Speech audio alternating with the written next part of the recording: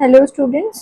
तो अब हम आगे का टॉपिक पढ़ेंगे अलॉयज, मिक्सचर ऑफ मेटल्स, मिश्र धातु, धातुओं के मिश्रण। How do metals dissolve in each other. जैसे कि हमें पता है कि अलॉयज जो होते हैं वो मिक्सचर ऑफ मेटल्स होते हैं, मेटल को मिक्स करने के बाद बनते हैं। लेकिन वो मेटल्स जो एक होते हैं उसके अंदर मिक्स, वो एक दूसरे के अंदर डिसॉल्व होते कैसे हैं। तो रूम टेम्परेचर पर हमारे मेटल्स एक दूसरे के अंदर डिसॉल्व नहीं होते, उनको डिसॉल्व करने के लिए पिघलाया जाता है, मेल्ट किया जाता है। बहुत ज़्यादा हाई टेम्परेचर पर उनको मेल्ट करके मेटल्स को एक दूसरे के अंदर मिक्स किया जाता है टू फॉर्म अ सॉल्यूशन, उनका सॉल्यूशन बनाया जाता है। यहाँ पे ना हिंदी में गलत लिखा हुआ है इस वाले टॉपिक पर, तो इसका हिंदी वर्जन पर ध्यान ना दे, इसके इंग्लिश वर्जन को ही समझ लें।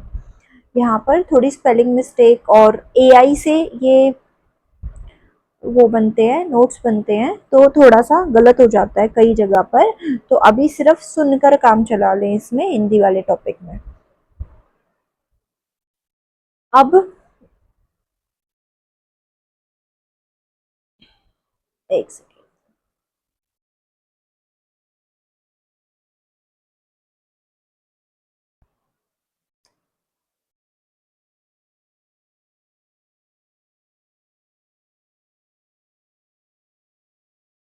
Alloys. When this hot mixtures of two or more metal cool, it solidify into a new material.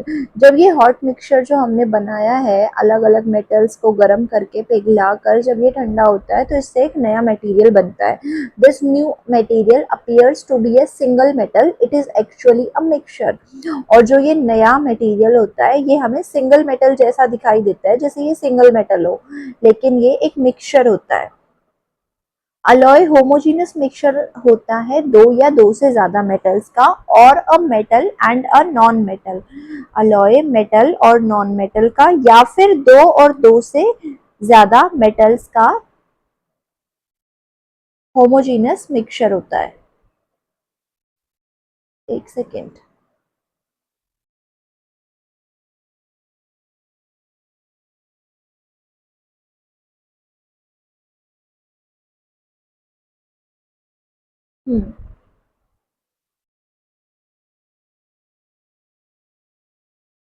Always formed in liquid molten state, solidify into uniform solid. Alloy जो होता है वो हमेशा लिक्विड मोल्टन स्टेट पर बनता है और solidify होकर एक यूनिफॉर्म सॉलिड बनाता है। Physical methods can not separate the component of N alloy. और फिजिकल मेथड से हम कभी भी अलॉय के कंपोनेंट्स को अलग नहीं कर सकते। मिश्र धातु में से जो अलग अलग धातु हमने मिक्स करके बनाए हैं उनको कभी भी फिजिकल मेथड से, फिजिकल मेथड का मतलब होता है सिर्फ बिना किसी केमिकल का यूज किए ऐसे ही उसको अलग कर देना, छान कर, जिस तरीके से छानना या हाथ से अलग करना, इस तरीके से हम उसे अलग नहीं कर सकते। Why physical methods fail. अब ये फिजिकल मेथड क्यों फेल हो जाते हैं? Metals are mixed at atomic level when molten. जब मेटल्स को पिघलाया जाता है तो बहुत एटॉमिक लेवल पर उनको मिक्स किया जाता है। ऐसा नहीं है कि उनको ऊपर ऊपर जैसे दाल चावल मिला दिए वैसे मिला दिया, नहीं, वो प्रॉपर केमिकल मेथड से मिलाए जाते हैं। After solidification they form uniform solid. और जब वो ठंडे हो जाते हैं तो यूनिफॉर्म सॉलिड बनाते हैं, उसमें कोई सेपरेट लेयर्स नहीं होती हैं। can't use filtration, distillation और crystallization to separate them. Filter करके, छान कर, डिस्टिलेशन से या फिर क्रिस्टल्स बनाकर उनको अलग नहीं किया जा सकता है। अब हमारे पास अलॉयज का एक टेबल दिया गया है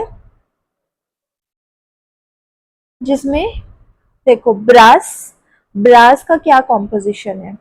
ब्रास में 80% कॉपर होता है, 20% जिंक होता है। Harder than copper, musical instruments fittings. इनकी प्रॉपर्टी दी है, ये कॉपर से ज़्यादा हार्ड होते हैं, म्यूजिकल इंस्ट्रूमेंट बनाने में यूज़ होते हैं और फिटिंग्स वगैरह करने में, फिटिंग्स के जो सामान होते हैं वो करने में ये मदद करते हैं। अब अगला ब्रॉन्ज। ब्रॉन्ज में भी 80% कॉपर होता है, लेकिन बचा हुआ 20% टिन डाला जाता है। अब ये रेजिस्टेंस टू कोरोजन, इसका मतलब इसमें जंग नहीं लगता है, ये जंग रहित होते हैं। स्टैचू बनाने में, बेल बनाने में, घंटी वगैरह इनमें ये यूज होता है। अगला है स्टेनलेस स्टील। स्टेनलेस स्टील जिसके हमारे ग्लास, बर्तन वगैरह ये सब होते हैं, उसमें क्या क्या होता है, आयरन, कार्बन, क्रोमियम, और इनकी परसेंटेज दे रखी है, निकल और मोलिब्डेनम।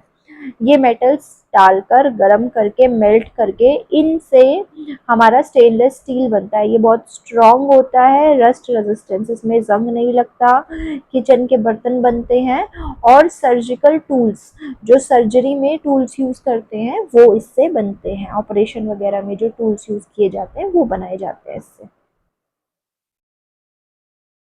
ये टेबल बहुत इंपॉर्टेंट है अलॉय वाला। कई बार क्वेश्चन आता है एग्जाम में कि ब्रास किससे मिलकर बना है, ब्रॉन्ज किससे मिलकर बना है, तो ये याद रखना है, और इनकी की प्रॉपर्टीज, इनके यूजेस क्या हैं, ये सब याद रखना है। Purpose of making alloy, alloy बनाने का पर्पस क्या होता है, stronger than individual metal, metal से बहुत ज्यादा स्ट्रॉन्ग होते हैं ये, और कोरोशन रेजिस्टेंस भी होते हैं, इसमें जंग नहीं लगता। यहाँ पर जो ये हिंदी का मटेरियल लिखा हुआ है, धातु एक दूसरे में कैसे घुली हुई है, ये वाला मटेरियल थोड़ा सा गलत लिखा हुआ है इसमें, तो इस पर फोकस ना करें, इसको इग्नोर करें। और अब अगला पॉज एंड पॉन्डर के 7th और 8th क्वेश्चन पर चलते हैं। 7th क्वेश्चन है, why do immiscible liquids form two separate layers in separating funnel. Immiscible liquids जो होते हैं हमारे, वो सेपरेटिंग फनल के अंदर दो अलग अलग लेयर्स कैसे बनाते हैं, क्यों बनाते हैं। इमिसिबल लिक्विड्स जो होते हैं वो एक दूसरे में मिक्स नहीं होते, क्योंकि उनके मॉलिक्यूल्स एक दूसरे को अट्रैक्ट नहीं करते, उनके जो कण होते हैं वो एक दूसरे को अट्रैक्ट नहीं करते हैं, इसीलिए वो इमिसिबल रह जाते हैं, मिक्स नहीं होते। फिर दे हैव डिफरेंट डेंसिटी, उनकी डेंसिटी भी डिफरेंट होती है, अलग अलग डेंसिटी होती है, इसीलिए वो एक दूसरे के अंदर घुलते नहीं है। हल्की डेंसिटी वाला जो होता है वो ऊपर तैरता रहता है, और जो भारी डेंसिटी वाला होता है लेस डेंस, जो कम डेंस होता है वो ऊपर तैरता रहता है, और जो ज्यादा डेंस होता है वो नीचे बॉटम में चला जाता है। Since they do not dissolve in each other, they remains as distinct visible layer, क्योंकि ये एक दूसरे के अंदर मिक्स नहीं होते, इसलिए इनकी अलग से लेयर दिखाई देती है। द इंटरफेस बाउंड्री, इंटरफेस को बोलते हैं बाउंड्री, बाउंड्री जो होती है इनकी क्लियर होती है, बहुत शार्प होती है, इसलिए हम स्टॉप कॉर्क का यूज करके, मतलब जो उसमें वो जो निब जैसी लगी होती है जिससे उसको खोला या बंद किया जा सकता है, उसको यूज करके हम सेपरेटिंग फनल में से पानी और तेल को, या फिर जो भी पानी तेल के अलावा जो भी मिक्सचर होता है इसमें इमिसिबल लिक्विड होता है, हम उन दोनों को अलग अलग यहाँ पर कर सकते हैं। ये याद रखना सभी बच्चे, लेस डेंस, अरे एक सेकेंड,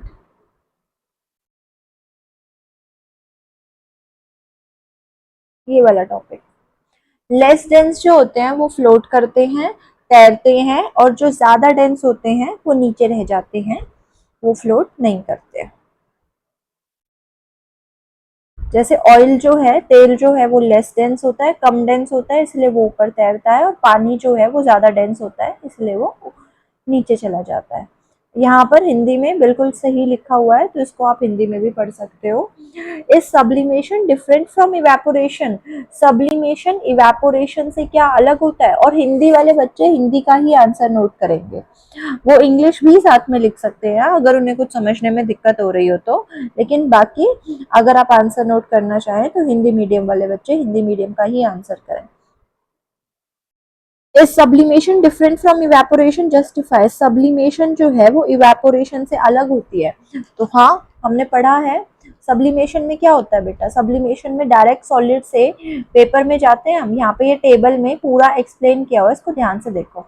चेंज सॉलिड से वेपर में कन्वर्शन यहाँ पर, और ये इवेपोरेशन में लिक्विड से वेपर में जाना। लिक्विड स्टेट, यहाँ पर कोई लिक्विड स्टेट नहीं आती, इसमें लिक्विड स्टेट से ही स्टार्ट करते हैं।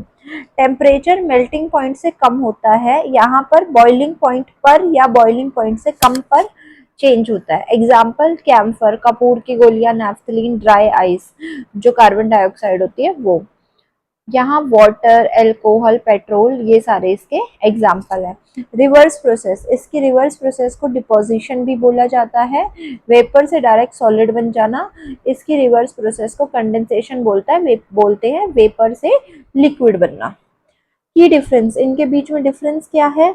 अभी ये तो हमने वैसे टेबल में डिफरेंस बता ही दिया है, बाकी इसमें ये डिफरेंस है कि सब्लिमेशन में सॉलिड जो है डायरेक्टली चेंज होता है वेपर के अंदर विदाउट मेल्टिंग, पिघलता नहीं है। इवेपोरेशन में it is always a liquid that changes into vapour, ये हमेशा एक लिक्विड होता है जो वेपर में बदलता है, उस प्रोसेस को हम इवेपोरेशन बोलते हैं। अब यहाँ पर हिंदी में भी आंसर दे रखा है, बहुत शॉर्ट में बहुत अच्छे से आंसर दे रखा है, यही सभी बच्चे नोट कर ले। सब्लिमेशन, सॉलिड जो है, अब इसमें शॉर्ट में नीचे दे दिया है, सॉलिड से वेपर बनना, no liquid stage. Sublimation, evaporation, liquid से वेपर बनना, लिक्विड स्टेट प्रेजेंट है। अब अगला है सस्पेंशन। सस्पेंशन क्या होता है? पहले ना सस्पेंशन से पहले हम एक टॉपिक देखते हैं, वो समझ में आएगा तो सारा टॉपिक समझ आ जाएगा।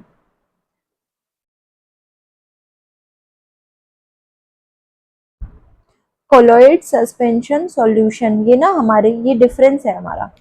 इसमें अगर हमने ये डिफरेंस देख लिया ना तीनों पॉइंट्स का, तो हमें सॉल्यूशन तो हम बहुत ज्यादा पढ़ चुके हैं अभी तक, सस्पेंशन और कोलॉइड टॉपिक आएगा तो हम उसे डिफरेंस की फॉर्म में देख लेते हैं, हमें डिफरेंस में ज्यादा इजीली समझ आ जाता है।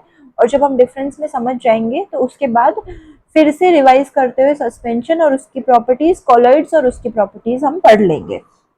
तो यहाँ पर अब एक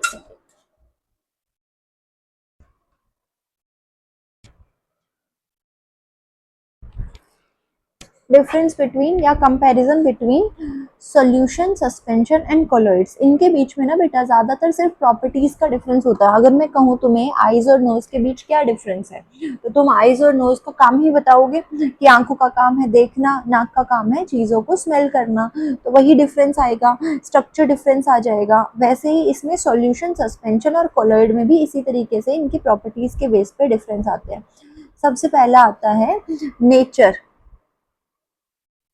कि इनका नेचर कैसा है। तो ये नेचर में सॉल्यूशन जो है होमोजीनस होता है, सस्पेंशन हेट्रोजीनस होता है, कोलॉइड जो है वो होमोजीनस दिखता है लेकिन एक्चुअली हेट्रोजीनस होता है। कोलॉइड जो है ना वो इन दोनों के बीच में लाई करता है, इसकी ज्यादातर प्रॉपर्टी दोनों के बीच में लाई करती है, इस तरीके से याद रखना। तो कोलॉइड जो है वो दिखता होमोजीनस है लेकिन होता हेट्रोजीनस है। पार्टिकल साइज, ये 1 नैनोमीटर से कम साइज होता है, ये 1000 नैनोमीटर से ज्यादा साइज होता है, और ये 1 से 1000 के बीच का साइज होता है। नैनोमीटर क्या होता है? 10⁻⁹ 10⁻⁹ इज नैनोमीटर, मतलब 1 के बाद नीचे 10 टाइम्स 9 टाइम्स 0 लगा दो। अभी कितना हुआ है? 1 2 3 4 5 6 7 8 9, इतना छोटा, ये होता है 1 नैनोमीटर। अब विजिबिलिटी, विजिबिलिटी कैसी है इनकी? ये इनविजिबल होते हैं, सॉल्यूशन के पार्टिकल्स हम नहीं देख सकते, इनविजिबल होते हैं, लेकिन सस्पेंशन के विजिबल होते हैं, नेक्ड आइज से देखे जा सकते हैं, और कोलॉइड के not visible to naked eyes से नहीं देखे जा सकते हैं ये। सेपरेशन बाय फिल्ट्रेशन, फिल्टर करके क्या इनको सेपरेट किया जा सकता है? इनको सेपरेट नहीं किया जा सकता। सस्पेंशन को किया जा सकता है, कोलॉइड्स को भी सेपरेट नहीं किया जा सकता। सेटलिंग, सेटलिंग का मतलब क्या ये नीचे बैठेंगे? आप ना इसको एग्जाम्पल के थ्रू देखो, सॉल्ट वाटर ले लो, यहाँ पे, यहाँ सैंड वाटर ले लो, यहाँ पे मिल्क ले लो। तो अब एक बार ध्यान से सोचो, मिल्क, सॉल्ट वाटर को फिल्टर करके नमक को और पानी को अलग किया जा सकता है? नहीं किया जा सकता, तो can not be filtered. Sand को और वाटर को, रेत वाले पानी को अलग किया जा सकता है? हाँ किया जा सकता है। और मिल्क को, मिल्क में से क्या पानी और दूध को अलग किया जा सकता है छानकर? नहीं किया जा सकता। ये इसी तरीके से इनविजिबल, विजिबल, और ये भी इसी एग्जाम्पल से हो जाएगा। सेटलिंग, सेटलिंग डाउन मतलब ये नीचे बैठेंगे या नहीं बैठेंगे। नमक में पानी बैठेगा? नहीं बैठेगा कभी भी, मतलब पानी में नमक नहीं बैठेगा। सेटल्स ओवर टाइम, पानी में मिट्टी अगर घोल दी तो थोड़ी देर के बाद बैठ जाती है। Milk does not settle, milk नहीं बैठता है। टिंडल इफेक्ट, टिंडल इफेक्ट क्या होता है? टिंडल इफेक्ट देखो ये नीचे दिखा रखा, लेजर बीम, जब हम किसी सॉल्यूशन में से लेजर बीम पास करते हैं, अगर हमें उसके आर पार जाने का रास्ता रास्ता दिखाई दे रहा होता है, मतलब ऐसे पाथ दिख रहा होता है, विजिबल पार्टिकल्स मूव करते हुए दिख रहे होते हैं। जैसे कि अगर हम दरवाजे में से छोटे से छेद से लाइट आ रही हो या रोशनी आ रही हो, सूरज की रोशनी आ रही हो, या हमारा दरवाजा है या खिड़की है, इसमें से छोटी सी रोशनी कमरे में ऐसे घुस रही है, तो उस रोशनी में ऐसे करके ना हमें धूल के कण उड़ते हुए दिखाई देते हैं, उसको बोलते हैं हम टिंडल इफेक्ट। यहाँ पे ये जो कण होते हैं ना धूल के, इनका रास्ता हमें क्लियरली दिखाई दे रहा होता है, ये कैसे चल रहे होते हैं। तो वही होता है टिंडल इफेक्ट, कि जब हम लेजर बीम पास करते हैं, बहुत पतली सी लाइट पास करते हैं, तो ट्रू सॉल्यूशन में क्या हमें इसका रास्ता दिखाई देता है? नहीं, इधर नहीं दिखाई देता है। सस्पेंशन में हमें दिख रहा होता है, पार्टिकल्स उड़ते हुए दिख रहे होते हैं, चलते हुए दिख रहे होते हैं, और कोलॉइड्स में भी दिख रहे होते हैं। तो यही है टिंडल इफेक्ट, ये शो नहीं करता, और ये दोनों सस्पेंशन और कोलॉइड शो करते हैं। एग्जाम्पल हमने पहले ही देख लिया, सॉल्ट वाटर या फिर विनेगर, यहाँ sand water, chalk water, milk, blood, fog और स्मोक। एग्जाम्पल्स इन हिंदी में भी एग्जाम्पल दे रखा है, नमक का पानी, सिरका, बालू का पानी, चौक का पानी, दूध या रक्त, कोहरा, धुआं।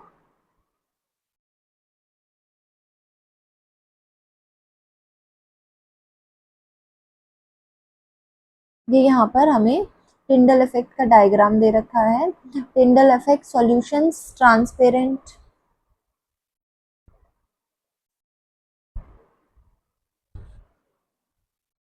यहाँ पे टिंडल इफेक्ट का एग्जांपल दे रखा है, सॉल्यूशन में ट्रांसपेरेंट होते हैं, कोई स्कैटरिंग नहीं होती, नमक का पानी। ये क्लाउडी होते हैं, धुंधले धुंधले से होते हैं, पार्टिकल्स इसमें विजिबल होते हैं, एग्जांपल सैंड वाटर। ये मिल्की कलर के होते हैं, टिंडल इफेक्ट शो करते हैं, एग्जांपल आ गया इसका मिल्क। अब मेमोरी ट्रिक, यहाँ पे मेमोरी ट्रिक दी है एक, अगर आप लोगों को अच्छी लगे तो देख लेना। इसमें क्या है, S S C rule, S से solution, small particle settles never, कभी नहीं बैठते, स्कैटर्स नेवर, स्कैटर भी नहीं करते। स्कैटर करना मतलब ऐसे उड़ते हुए दिखाई नहीं देते, टिंडल इफेक्ट नहीं दिखाते। सस्पेंशन, सुपर लार्ज पार्टिकल, सबसे बड़ा साइज होता है। सेटल्स, यस सेटल करते हैं और स्कैटर भी करते हैं। स्कैटर मतलब उड़ते हुए दिखाई देते हैं, चलते हुए। कोलॉइड, सेंटर साइज, दोनों के बीच का साइज होता है, सेटल डाउन नहीं करते लेकिन स्कैटर करते हैं। तो अगर ये याद हो तो इससे याद कर लेना। स्कैटर का मतलब अभी मैंने तुम्हें बताया है, स्कैटर मेरे मुंह से अभी उड़ते हुए चलते हुए दिखा, इसका मतलब ये जो मैं रोशनी बता रही थी ना, रोशनी में हमें पाथ दिखाई देता है चलते हुए धूल के कणों का, वो होता है स्कैटरिंग।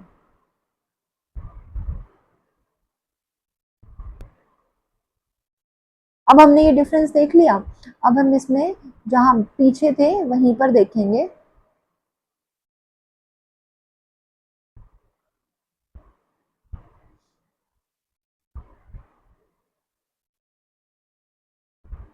ये क्वेश्चन हमने देख लिए थे, इसके बाद अगला ये था सस्पेंशन। सस्पेंशन, इसको हिंदी में बोलते हैं निलंबन। ये एक हेट्रोजीनस मिक्सचर होता है, ये एक हेट्रोजीनस मिक्सचर होता है जो कि जिसमें सॉलिड पार्टिकल्स एक दूसरे के अंदर डिसॉल्व नहीं होते, सस्पेंडेड रहते हैं, फ्लोटिंग, उड़ते हुए से रहते हैं, तैरते हुए से रहते हैं through out the medium. Liquid के अंदर पार्टिकल्स जो भी हम डालते हैं वो उसके अंदर तैरते हुए से हमें दिखाई देते हैं। सॉलिड पार्टिकल्स जो होते हैं सॉल्यूशन से ज़्यादा बड़े साइज के होते हैं और नेक्ड आइज से हमें दिखाई देते हैं। ये हेट्रोजीनस होते हैं, मतलब नॉन नॉन यूनिफॉर्म कंपोजिशन होता है इनका, जैसे पानी में मिट्टी। पार्टिकल्स का साइज 10,000 नैनोमीटर से ज़्यादा बड़ा होता है। बहुत आराम से रेत मिट्टी दिख जाती है, चौक दिख जाता है पानी में, तो ये हमें दिख जाते हैं। थोड़ी देर तक जब हम इन्हें बिना छेड़े रख देते हैं तो ये सेटल डाउन हो जाते हैं, सेडिमेंटेशन हो जाता है इनका, नीचे बैठ जाते हैं ये हम इनको छान कर अलग अलग भी कर सकते हैं और ये टिंडल इफेक्ट भी शो करते हैं। एग्जाम्पल यहाँ पर दिया है, sand in water, saw dust, लकड़ी का बुरादा, chalk powder in water, tea leaves in water, चाय पत्ती पानी के अंदर, डस्ट पार्टिकल्स इन वाटर, रेत पानी के अंदर। ये यहाँ पर टिंडल इफेक्ट भी जो मैंने तुम्हें अभी बताया वो यहाँ पर शो करते हुए दिखाया है। सॉल्यूशन जो है, सॉल्यूट डिजॉल्व, सॉल्यूशन के अंदर सॉल्यूट डिजॉल्व हो जाता है, इनविजिबल हो जाता है, कोई सेटलिंग डाउन नहीं होता, टिंडल इफेक्ट नहीं होता। लेकिन सस्पेंशन में ये डिजॉल्व नहीं होते हैं, विजिबल होते हैं, सेटल डाउन हो जाते हैं और टिंडल इफेक्ट शो करते हैं। जो अभी हमने डिफरेंस पढ़ा था वही डिफरेंस यहाँ पर थोड़ा और डिटेल में दे रखा है। ये हिंदी में दे रखा है। हेटेरोजीनस को हम विषमांगी बोलते हैं। स्टार फैक्ट बॉक्स के अंदर दे रखा है, muddy water is a suspension. Muddy water को हम सस्पेंशन बोल सकते हैं। Mud particles are visible and settle at the bottom when left undisturb. रेत मिट्टी का जो पानी होता है, कीचड़ जो होता है, वो सस्पेंशन में माना जाता है। ये विजिबल पार्टिकल्स होते हैं, बहुत अच्छे से दिखाई देते हैं और अगर हम इनको छेड़े ना तो ये बॉटम में बैठ सकते हैं।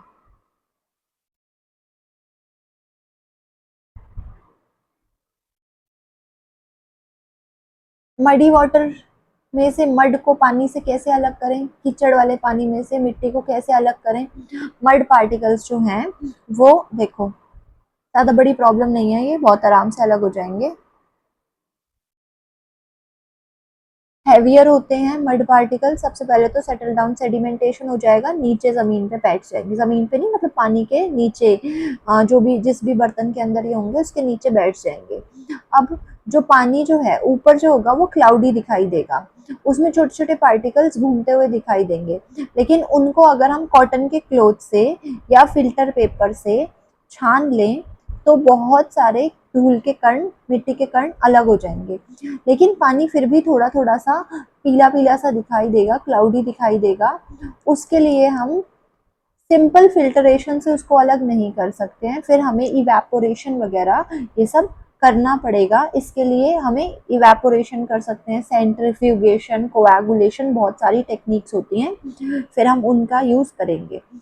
सिंपल फिल्टरेशन, सिंपल छानने से बहुत बड़े पार्टिकल्स अलग होते हैं। जो छोटे छोटे पार्टिकल्स होते हैं, बिल्कुल मामूली मामूली पार्टिकल्स, जिनसे मडी वाटर, पानी का रंग हल्का धुंधला हो जाता है, उनको अलग नहीं किया जा सकता। तो वो फिर भी लेकिन उसके अंदर जब वो मिक्स रह जाएंगे तो उस पानी को हम पी नहीं सकते। तो अब पीने लायक पानी को बनाने के लिए क्या करेंगे, पीने लायक पानी को बनाने के लिए हमारे पास और भी तरीके हैं। हमारे पास कुछ तरीके हैं, सेंट्रीफ्यूगेशन और coagulation for very fine solid particles in liquid. बहुत ज़्यादा बारीक सॉलिड पार्टिकल अगर किसी लिक्विड के अंदर हैं तो सेंट्रीफ्यूगेशन, सेंट्रीफ्यूगेशन बार बार घुमा घुमा कर इकट्ठा करना पार्टिकल्स को, वो सेंट्रीफ्यूगेशन से कर सकते हैं। कोएगुलेशन, कोएगुलेशन में कोलॉइड पार्टिकल्स थोड़ा बड़ा साइज होता है, उसमें कुछ कोएगुलेंट डाल देते हैं हम, एक एक्स्ट्रा कुछ कंपाउंड, कुछ केमिकल डाल देंगे जिसकी मदद से वो अलग हो जाएंगे। तो अब फ्लो डायग्राम के थ्रू देखते हैं। मडी वाटर है, पहले तो खाली थोड़ी देर के लिए अनडिस्टर्ब छोड़ दिया जाएगा, सेडिमेंटेशन हो जाएगी, डिकेंटेशन मतलब साफ पानी को बाहर निकालेंगे, मिट्टी नीचे छूट जाएगी। फिर भी धुंधला दिखाई दे रहा है तो फिल्टर कर लो कॉटन से, कॉटन के कपड़े से या फिल्टर पेपर से, बड़े वाले पार्टिकल्स तब भी हट जाएंगे। फिर भी अगर खराब दिख रहा है तो सेंट्रीफ्यूगेशन या कोएगुलेशन कर लो। सेंट्रीफ्यूगेशन मतलब पानी को बार बार गोल गोल घुमाओ, और या फिर कोएगुलेशन भी वही होता है, गोल गोल घुमाने के साथ साथ उसमें कुछ एक्स्ट्रा कुछ केमिकल डाल दिया जाता है जिससे कि वो अलग हो सकता है। तो इस तरीके से हम बिल्कुल साफ क्लीन वाटर लेंगे, मडी वाटर में से मिट्टी के पानी को बिल्कुल साफ करेंगे। अब इसका यूज़ क्या क्या है, यूज़ है सीवेज ट्रीटमेंट। जो नाली वगैरह का पानी होता है, बहुत गंदा पानी होता है, उसको डायरेक्ट कहीं पर भी बहाने से पहले साफ किया जाता है। Clean water can be reuse for flushing toilets और वाटरिंग प्लांट्स। अगर हम अपने घर पर भी कुछ थोड़ा गंदा पानी हो उसको इस तरीके से साफ करने की कोशिश करें तो उनको टॉयलेट में फ्लश में यूज़ करने में और पेड़ों को पानी देने में उसको यूज़ किया जा सकता है। किडनी का फंक्शन जो है वेस्ट को ब्लड में से निकालना, ये भी इसी तरीके से काम करता है। किडनी का काम भी यही होता है।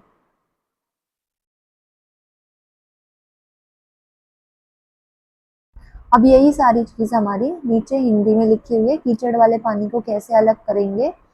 तो यहाँ पर ये सारा तरीका लिखा हुआ है।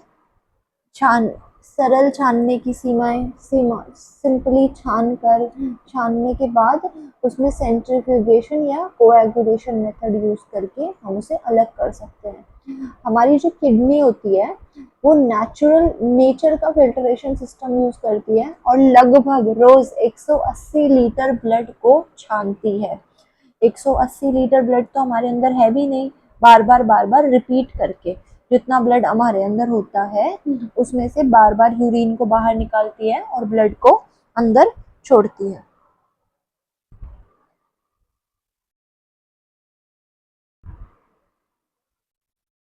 अब सेंट्रीफ्यूगेशन जो मैंने बोला वो सेंट्रीफ्यूगेशन अपकेंद्रीकरण इसको क्या करते हैं? The process of spinning a mixture in a tube at high speed to separate its component. बहुत ज़्यादा हाई स्पीड में किसी मिक्सचर को गोल गोल घुमाना और उसके कंपोनेंट्स को अलग कर देना। जैसे हम नॉर्मली घर में दही से लस्सी जब बनाते हैं तो मक्खन अलग करते हैं, वो इसी प्रोसेस से होता है। बहुत ज़्यादा हाई स्पीड से हम ब्लेंडर को चलाते हैं और जब ब्लेंडर चलाया जाता है किसी बर्तन के अंदर तो जो दही होती है उसके अंदर मक्खन जो भी मिक्स होता है वो मक्खन सारा सॉलिड अलग हो जाता है और लिक्विड लस्सी जो होती है वो अलग हो जाती है। तो ये सेंट्रीफ्यूगेशन मेथड होता है। इसका प्रिंसिपल क्या है, ये कैसे काम करता है? स्पिनिंग करने से सेंट्रीफ्यूगल फोर्स क्रिएट होती है। सेंट्रीफ्यूगल फोर्स मतलब जब कोई चीज़ गोल गोल घूम रही हो तो उसको घुमाने वाली फोर्स होती है, बाहर की तरफ धक्का मारने वाली फोर्स होती है। सेंट्रीफ्यूगेशन से जब ये सेंट्रीफ्यूगेशन फोर्स होती है ये क्या करती है, हैवी डेंस पार्टिकल्स जो होते हैं उनको धक्का मारती है बाहर की तरफ और वो बॉटम में या तो ज़मीन में सॉरी या तो ट्यूब के बिल्कुल नीचे वाले हिस्से में जिस बर्तन के अंदर उसका सेंट्रीफ्यूगेशन किया जा रहा है या तो बिल्कुल नीचे की तरफ या फिर अगर हल्का पार्टिकल है तो वो ऊपर की तरफ कहीं ना कहीं ये दो पार्टिकल्स अलग अलग हो जाते हैं। एक पार्टिकल थोड़ा भारी होता है, एक थोड़ा हल्का होता है। तो हैवी वाला पार्टिकल्स नीचे और लाइट वाला पार्टिकल ऊपर जमा होने लग जाता है। इससे हम दोनों को अलग कर सकते हैं। एनालॉगी इसमें ये कैसा है, ये जैसे हम ये कीकली गेम खेलते थे ना बचपन में, बिल्कुल उसी तरीके से है। जब दो बच्चे कीकली खेल रहे होते हैं, पीछे की तरफ अपने आप को पुश करते हैं तो जो हमें धक्का पीछे की तरफ लगता है वो होती है सेंट्रीफ्यूगल फोर्स। कैसे काम करता है ये मैं बता चुकी हूँ। मिक्सचर को टेस्ट ट्यूब के अंदर डालो। टेस्ट ट्यूब को एक मशीन होती है, उस मशीन में बहुत सारे ऐसे छोटे छोटे ढक्कन मतलब जगह सी बनी होती है, एक गोल सा बना होता है, स्पिनिंग रोटेट करने वाला लट्टू सा, उसके अंदर ऐसे स्टैंड से होते हैं। उसके अंदर अपनी टेस्ट ट्यूब को डाल के रख दो और फिर वो गोल गोल घूमेगी। गोल गोल घूमने के बाद में जब उसका टाइम बंद हो जाएगा, जितनी देर के लिए उसको घुमाना है उतनी देर के बाद उसको बंद कर देंगे और इस टेस्ट ट्यूब को बाहर निकालेंगे तो हमें टेस्ट ट्यूब के अंदर लाइटर पार्टिकल्स ऊपर और हैवियर पार्टिकल्स नीचे अलग अलग दिखाई देने लग जाएंगे। फिर हम इन्हें छान कर अलग कर सकते हैं। लाइट पार्टिकल ऊपर आ जाते हैं, उसको हटा देंगे और हैवी पार्टिकल नीचे चले जाते हैं। इसका यूज़ क्या है? ब्लड में से red blood cell, white blood cells, platelets, plasma, इन सबको अलग करना। दूध में से क्रीम निकालना। केमिकल इंडस्ट्रीज के अंदर फाइन प्रेसिपिटेशन, बहुत बहुत बारीक चीज़ें भी अगर किसी केमिकल में से निकालनी है वो अलग हो जाता है। यूरिन टेस्ट, जो यूरिन टेस्ट होते हैं हॉस्पिटल के अंदर वो भी इसी से होते हैं। Paperfuge, hand powder centrifuges for remote areas. ये तो इतना ज़रूरी नहीं है। पेपर फ्यूज़ जो होता है, मतलब जो काम मशीनों में कर पाते हैं, जहाँ मशीन नहीं होती, वहाँ रिमोट एरियाज़ में हैंड पावर्ड, हाथ से चलाने वाले, रई होती है ना, रई, बहुत बड़ी-बड़ी रई होती हैं, उन रई से गोल-गोल गोल-गोल घुमाकर चीज़ों को अलग किया जाता है।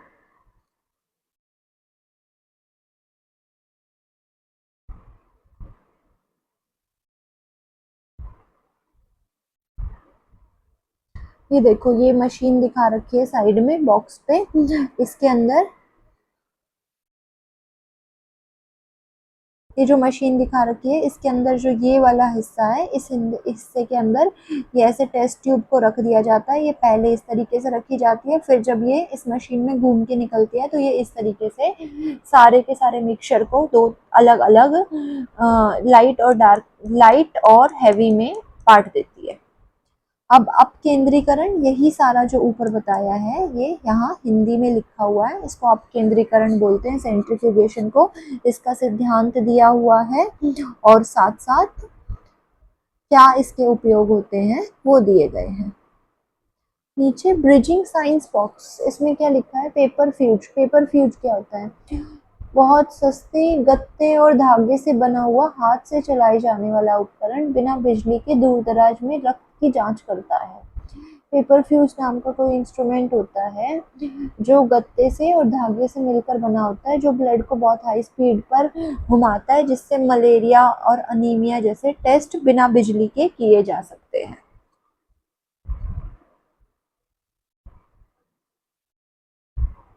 कोएगुलेशन।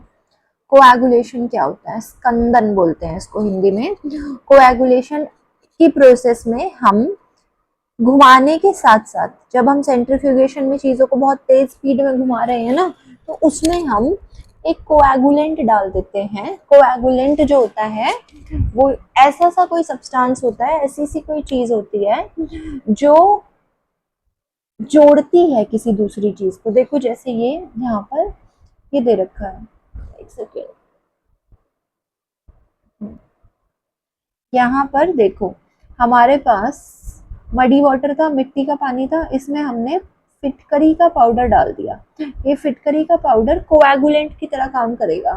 अब जैसे ही ये फिटकरी का पाउडर इसके अंदर गया, ये फिटकरी के चारों तरफ ये जितना भी रेत था वो रेत चिपकने लग गया। फिटकरी जाकर नीचे बैठ गई और नीचे इसके साथ सारा का सारा रेत जमा हो गया, जिसकी वजह से ये पानी जो है ऊपर क्लियर वाटर रह गया, ऊपर बिल्कुल साफ साफ सा पानी रह गया, और नीचे इस फिटकरी के साथ ये सारी मिट्टी जमा हो गई। तो यहाँ पर ये पाउडर्ड फिटकरी जो थी, एलम जो था, ये कोएगुलेंट की तरह काम करता है। कोएगुलेंट में हम कोई भी केमिकल सब्सटेंस डाल सकते हैं जो उस चीज को साफ करने में हमारी मदद करेगा।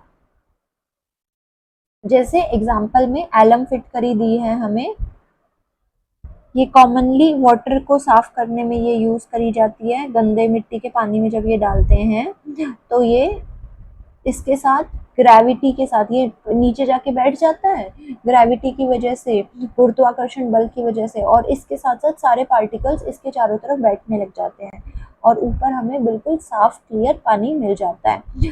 हमारी डेली लाइफ में से कोएगुलेशन का क्या एग्जांपल, स्कंदन का क्या एग्जांपल ले सकते हैं हम? तो स्कंदन के एग्जांपल दिए हैं हमें,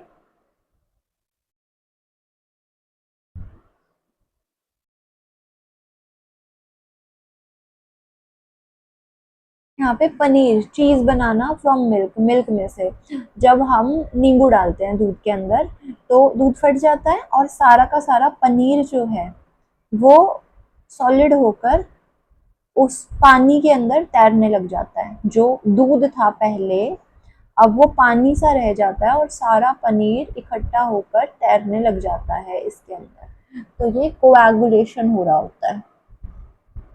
यहाँ पे लेमन जूस, नींबू या फिर विनेगर जो है वो कोएगुलेंट की तरह काम करते हैं।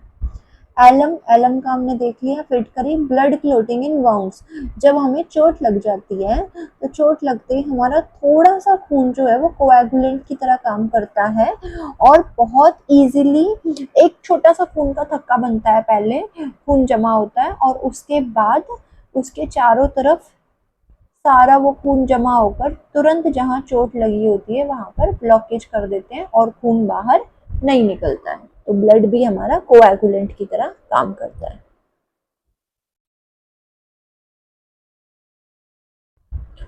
थोड़ा सा ही चैप्टर रह गया है, ज्यादा नहीं बचा है अब। Every time you make paneer at home you are performing coagulation.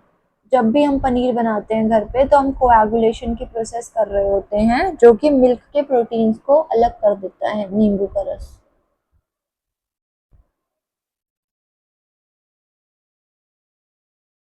अगला टॉपिक है कोलॉइड, जो हमने सस्पेंशन, सॉल्यूशंस और कोलॉइड तीसरा टॉपिक पढ़ा था वो। तो यहाँ भी हमने इसकी प्रॉपर्टीज पढ़ी हुई है, एक बार रिवाइज करते हैं। The blood puzzle, blood can be separated by centrifugation. Blood को भी क्या हम सेंट्रीफ्यूगेशन से अलग कर सकते हैं, but can not see blood cells with naked eyes. अलग तो कर सकते हैं, सेंट्रीफ्यूगेशन की प्रोसेस की तो जाती है red blood cell white blood cell को अलग करने के लिए, लेकिन उसको नेक्ड आइज से देखा नहीं जा सकता। ब्लड सॉल्यूशन होता है? नहीं। ब्लड ट्रांसपेरेंट नहीं है तो वो सॉल्यूशन नहीं है। ब्लड ना तो सॉल्यूशन है ना ही सस्पेंशन है, वो एक कोलॉइड है। कोलॉइड में हमारे पास दोनों के सॉल्यूशन और सस्पेंशन के बीच की प्रॉपर्टीज आती है। A type of mixture where particles dispersed phase are uniformly dispersed।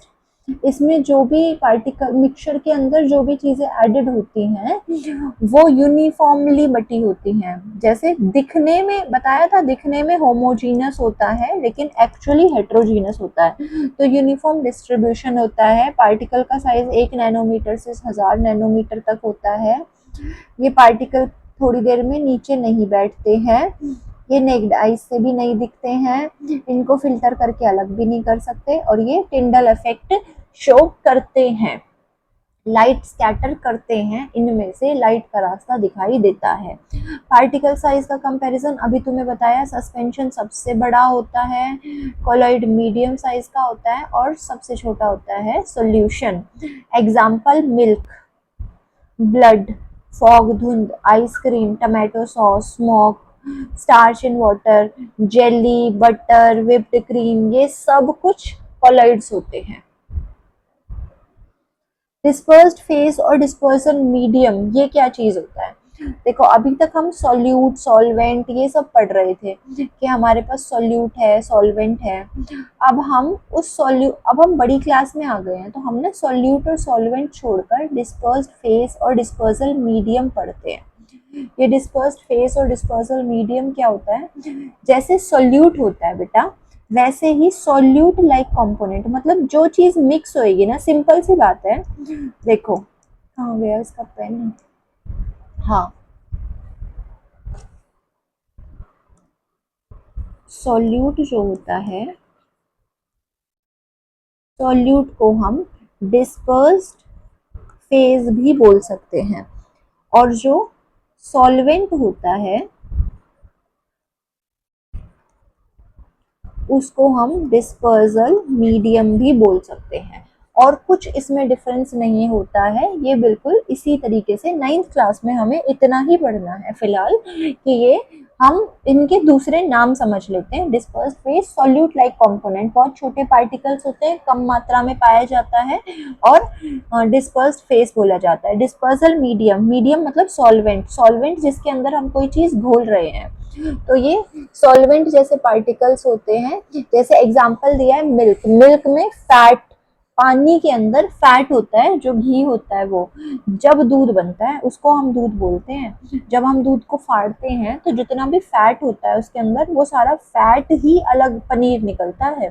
तो अब ये वाटर जो है ये डिस्पर्सल मीडियम हो गया है, और जो उसके अंदर फैट पार्टिकल्स, जो घी जैसा पार्टिकल होता है, वो सॉल्यूट की तरह डिस्पर्स्ड फेज होता है। तो यहाँ हमने ब्लड के बारे में पढ़ लिया, कोलॉइड्स के बारे में पढ़ लिया, और दूध के बारे में पढ़ लिया। कोलॉइड्स समझ में आए हैं सभी बच्चों को?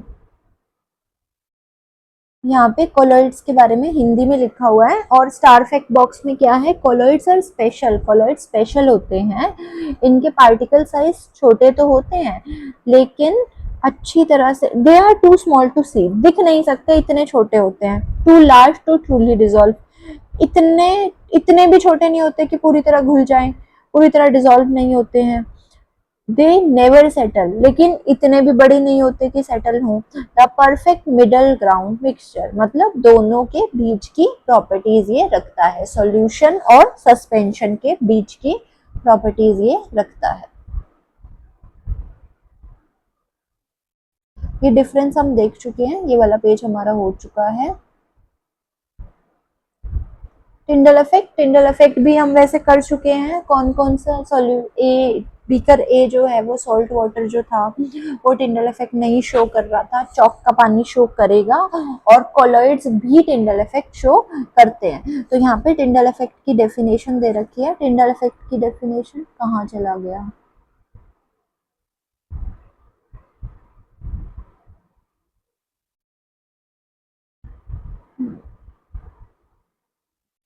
टिंडल इफेक्ट की डेफिनेशन दे रखी है हमें, और हिंदी में भी दे रखी है नीचे, हिंदी में भी पढ़ लेना। The scattering of light by particles in a colloid, Hindi वाले बच्चों को भी साथ में दिख जाए इसलिए ऊपर कर दिया। The scattering of light by particles in colloid और suspension is known as Tyndall effect. जो लाइट की स्कैटरिंग, लाइट का बिखरना चलना सा दिखाई देता है कोलॉइड और सस्पेंशन के अंदर, उसको टिंडल इफेक्ट बोलते हैं। किस साइंटिस्ट ने ये डिस्कवर किया था? ये जॉन टिंडल ने डिस्कवर किया था, इस एक्सपेरिमेंट के बारे में बताया था, और उसने इसका नाम टिंडल अपने नाम से ही रख दिया। occurs when particle size is enough large to scatter reflect light, इतना बड़ा साइज पार्टिकल का होना चाहिए कि वो लाइट से टकराकर उसको स्कैटर कर दे, उसको इधर उधर बिखरा दे। ट्रू सॉल्यूशन, सॉल्यूशंस के अंदर पार्टिकल का साइज बहुत छोटा होता है, इसीलिए वहां पर ये इफेक्ट ये शो नहीं करता। नेचर में टिंडल इफेक्ट कहाँ कहाँ शो होता है? ये देखो, ये दिख रहा है क्लियरली कितने अच्छे से, पेड़ों के बीच में से ये ऑरेंज सी येलो सी लाइट दिखाई दे रही है, ये होती है टिंडल इफेक्ट। जब पेड़ों के बीच में से सनलाइट आती है तो हमें उसमें स्मोक के पार्टिकल्स, पानी की बूंदे, डस्ट वगैरह सब कुछ दिखाई देता है, इसको टिंडल इफेक्ट बोलते हैं। फॉग में, धुंध में, जो हमारी हेडलाइट्स होती हैं गाड़ियों की, वहां पर छोटी छोटी पानी की बूंदे भी दिखाई देती हैं, वो भी टिंडल इफेक्ट है। और जो लाइट है वो हमें तिकोनी जाती हुई दिखाई देती है, इस तरीके से लाइट मूव करते हुए दिखाई देती है, वो भी टिंडल इफेक्ट है। स्पोर्ट्स स्टेडियम में फ्लड लाइट जो लगी होती है, जो बड़े बड़े क्रिकेट स्टेडियम और बाकी स्टेडियम लगे होते हैं उसमें जो फ्लड लाइट्स होती है, उधर उसमें से भी हमें बहुत ज्यादा स्मोक उड़ता हुआ दिखाई देता है। Beam of light through a hole in dark room, एक बड़े डार्क रूम के अंदर अगर दरवाजे में छोटा सा छेद है तो उस छोटे से छेद में से डस्ट के पार्टिकल्स मूव करते हुए दिखाई देते हैं। तो ये सारे टिंडल इफेक्ट के एग्जांपल जो हम डेली लाइफ में देखते हैं। कोलॉइड टिंडल इफेक्ट दिखाता है, सस्पेंशन भी दिखाता है, लेकिन सॉल्यूशंस नहीं दिखाता। यही सारी चीजें हमें नीचे हिंदी में दी हैं।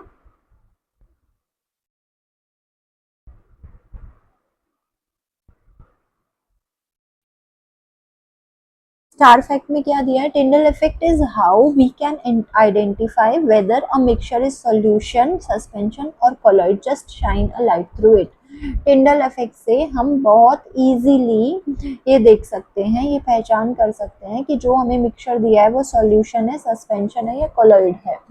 अगर वो टिंडल इफेक्ट दिखाएगा, बहुत अच्छे से दिखाएगा तो सस्पेंशन होगा, अगर ज़्यादा अच्छे से नहीं दिखाया तो वो कोलॉइड है, और बिल्कुल नहीं दिखाया तो वो सॉल्यूशन है।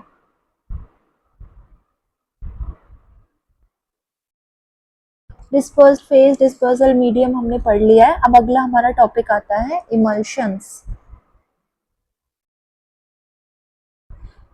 colloid where both dispersed phase and dispersal medium are liquid, ऐसे कोलॉइड जब डिस्पर्स्ड फेज और डिस्पर्सल मीडियम मतलब सॉल्यूट और सॉल्वेंट दोनों ही चीज जो है,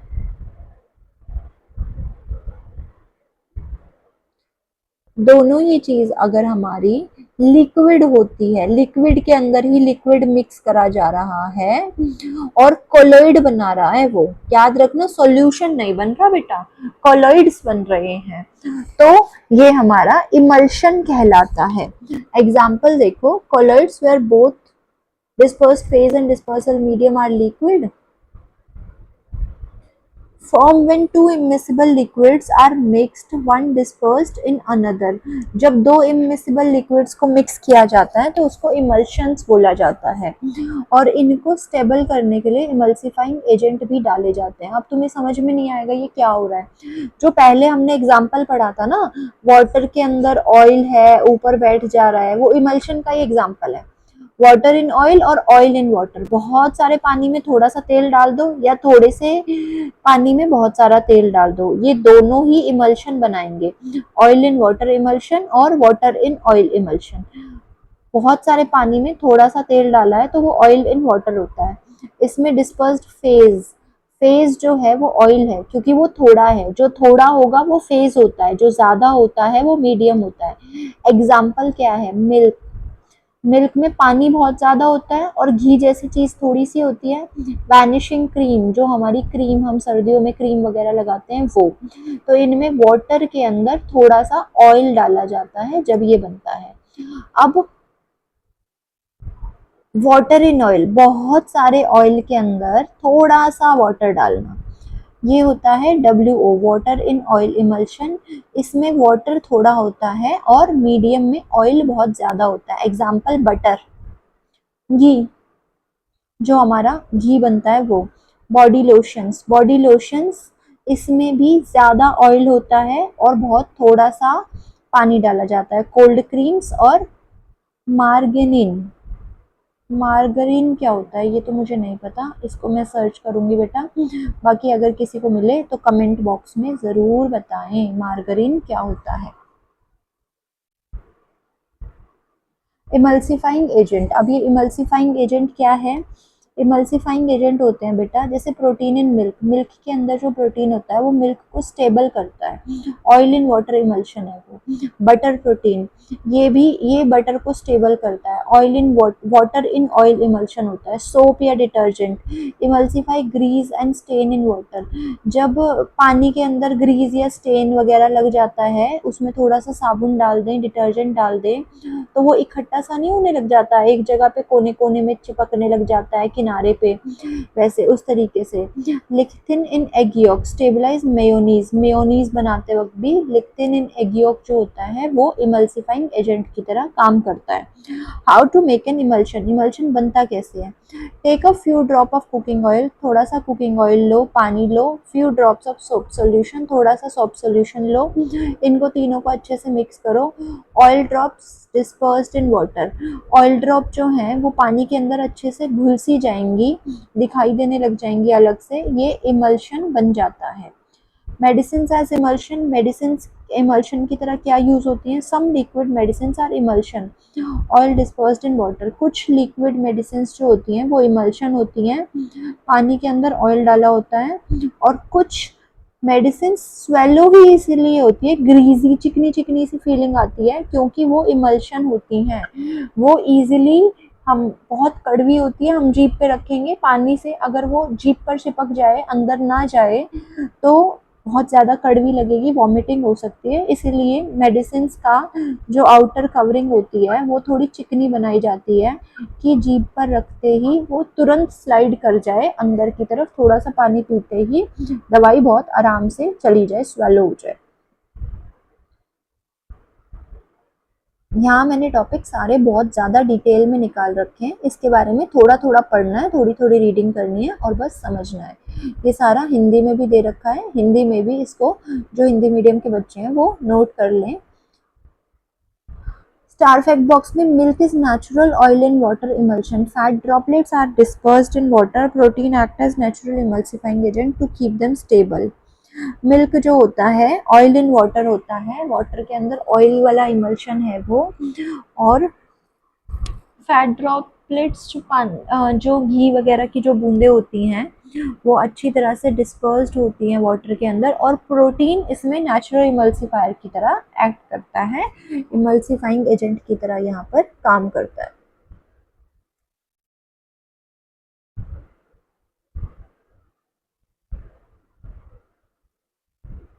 अच्छा, टिंडल इफेक्ट। अब टिंडल इफेक्ट के एग्जांपल देखो यहाँ पर, ये यही एग्जांपल्स दे रखे हैं इन्होंने जो मैंने थोड़ी देर पहले तुम्हें बताया था। वाइट ऑकर्स, ये होता क्यों है? साइज का बताया था कि साइज पार्टिकल्स इतना बड़ा हो जाता है इनका कि ये लाइट को स्कैटर करने लग जाता है, ट्रू सॉल्यूशन स्कैटर नहीं कर पाता।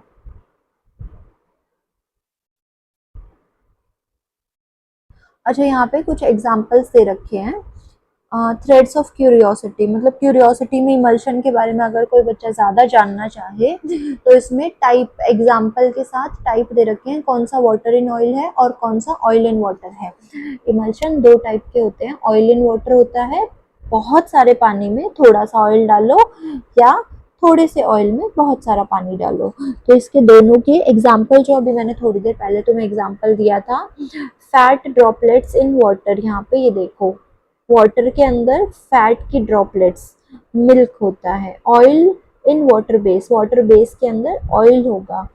तो यहाँ पर सब में बेस बताया गया है हमें कि बेस कौन सा है, और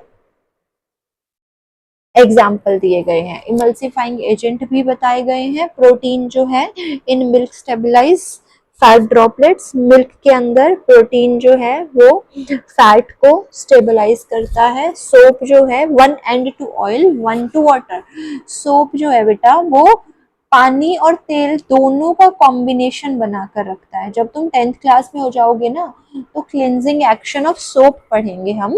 क्लेंजिंग एक्शन ऑफ सोप में साबुन कैसे सफाई करने में मदद करता है, किसी गंदे कपड़े को साफ करने में मदद करता है। तो जो साबुन है ना उसके पास दोनों चीजें होती हैं। उसका एक सिरा, साबुन के जो मॉलिक्यूल्स होते हैं वो मॉलिक्यूल्स, एक सेकेंड में बनाकर बताती हूँ, उसके मॉलिक्यूल्स ऐसे होते हैं, एक तरफ से सर्कुलर और फिर ऐसे उनकी चेन बनी हुई होती है। इसमें यहाँ पे कार्बन नाइट्रोजन लगे होते हैं और इस तरीके से होती है। तो इसका एक हिस्सा जो है वो वाटर से, पानी के साथ जुड़ जाता है, और एक हिस्सा जो है वो ऑयल के साथ, जो गंदगी होती है, तेल ग्रीस गंदगी, इसके साथ जुड़ जाता है। तो जब भी पानी तेल के मिक्सचर में हम साबुन डालते हैं तो वहां पर हमेशा साबुन जो है वो छोटे छोटे से, जैसे झाग जैसा स्ट्रक्चर जो होता है ना, झाग से अलग थोड़ा स्टिकी स्टिकी सा, चिपचिपा सा पपड़ी सी बना लेता है ऊपर, वो उसी तरीके से बता रही हूँ। Medicine are as emulsions, medicine भी इमल्शन की तरह काम करते हैं, जिसकी वजह से वो हम उसे स्वेलो कर सकते हैं। थोड़ी सी दवाई चिकनी हो जाती है, ग्रीजी नहीं होती, चिपचिपी नहीं होती है, थोड़ी सी चिकनी हो जाती है ताकि हम इजीली उसको खा सके।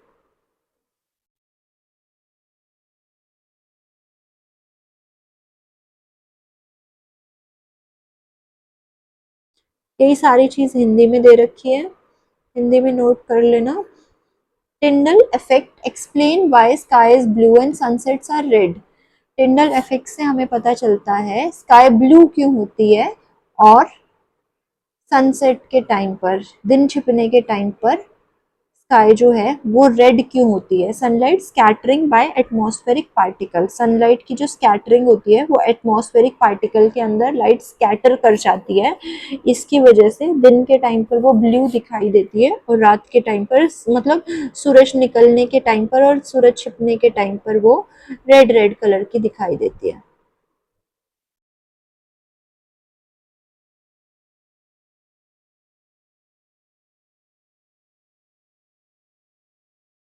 अब बहुत थोड़े से टॉपिक रह गए हमारे, बाकी तो सारे रिवीजन और क्वेश्चन आंसर्स ही हैं।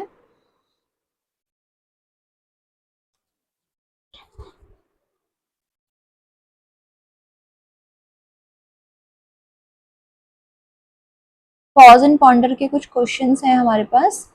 Question number 9, clouds are made up of tiny water droplets of ice crystals floating in air. Based on what you know about solution suspension in colloids, what type of mixture do you think clouds are? Why? Cloud जो है, बादल जो है, बहुत छोटे छोटे पानी की ड्रॉपलेट्स, बूंदों से और बर्फ जैसे क्रिस्टल से एयर के अंदर जो घूमते रहते हैं उनसे मिलकर बने हैं। तो जो कुछ भी आपने अभी तक पढ़ा है उसके हिसाब से वो क्लाउड्स क्या है, सॉल्यूशन है, सस्पेंशन है, या कोलॉइड्स हैं, क्या है? तो क्लाउड्स जो होते हैं बेटा वो कोलॉइड्स होते हैं, इसको एरोसोल्स भी बोला जाता है, इनका स्पेसिफिकली नाम होता है। रीजन क्या है, ऐसा क्यों बोला जाता है? क्योंकि वाटर ड्रॉपलेट्स जो है वो पानी के अंदर डिस्पर्स्ड फेज की तरह काम करते हैं, और एयर हवा जो है मीडियम, मतलब जो थोड़ा होता है वो फेज होता है, सोल्यूट थोड़ा होता है, तो पानी की बूंदे हवा के अंदर, बहुत सारी हवा के अंदर घुली हुई होती हैं। इनका साइज 1 से 1000 नैनोमीटर के अंडर होता है, इसमें होता है। ये सेटल नहीं करती, ये बैठती नहीं है, ये पानी की बूंदे इस हवा के अंदर। स्कैटर लाइट, ये लाइट को स्कैटर करते हैं, टिंडल इफेक्ट हमें दिखाता है आसमान में।